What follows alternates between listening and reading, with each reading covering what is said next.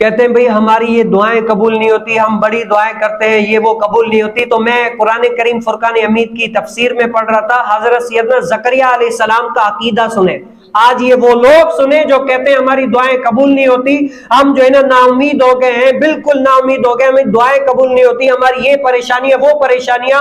وہ یہ اس حضرت سیدنا زکریا علیہ السلام کے عقیدے کو دیکھیں. حضرت سیدنا زکریا علیہ السلام کی مفسرین نے جو عمر لکھی ہے نا، کہتے ہیں کہ 80 سال حضرت سیدنا زکریا علیہ السلام کی عمر تھی. کتنی؟ 80 سال حضرت سیدنا زکریا علیہ السلام کی عمر تھی. بڑھاپا آ گیا تھا، بالکل کمزور ہو گئے تھے. اور جو حضرت سیدنا زکریا علیہ السلام کی بیوی تھی، گھر والی تھی، ان کی عمر مفسرین نے لکھا ہے کہ 70 سال تھی. کتنی؟ 70 سال تھی. اور وہ عورت بانجھ تھی. کیا تھی؟ بانجھ اس عورت کو کہتے ہیں جو بچہ نہیں جن سکتی، بانجھ تھی. اتنی عمر ہو گئی دونوں کی، کوئی اولاد نہیں ہے. لیکن حضرت زکریا علیہ السلام کا عقیدہ دیکھیں کیا ہے. اس عمر میں، بڑھاپے کی عمر میں بھی اللہ سے دعا کریں، یا اللہ کوئی ایسی اولاد نرینہ دے جو میرا منصب سنبھال سکے.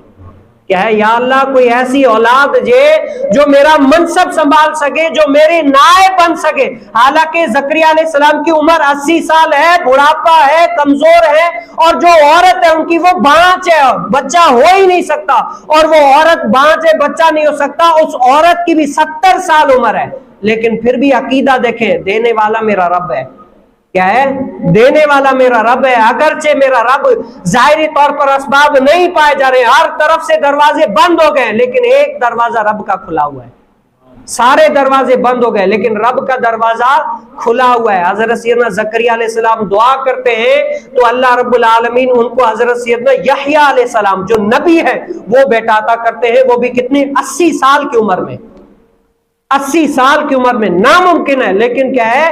بڑھاپا وہ الگ، 80 سال وہ الگ، کمزور ہے وہ الگ، اور وہ عورت بھی بانچ ہے، اور 70 سال اس عورت کی عمر ہے. لیکن کیا ہے؟ عقیدہ کیا تھا؟ یار میرا مولا، میرا رب دینے والا ہے. سارے دنیا کے دروازے بند ہو جائے، ہر طرف سے لاک لگا ہوا ہے، ہر طرف سے جو ہے نا بندش آ رہی ہے، سیدھا کام بھی الٹا ہو رہا ہے، ہر کام بگڑتا نظر آ رہا ہے، کوئی بھی سیدھا کام ہو ہی نہیں رہا. لیکن یار میرا رب سنے گا میری. کیا ہے؟ میرا رب سنے گا. جے میرا مالک میرے دکھاں وچ راضی تے میں سکھاں نو چلے وچ پاواں. ظاہری طور پر دکھ آئے ہیں، ظاہری طور پر یہ مشقتیں آئی ہیں، لیکن میرے رب کا دروازہ کھلا ہوا ہے. کیا ہے؟ میرا رب سنے گا.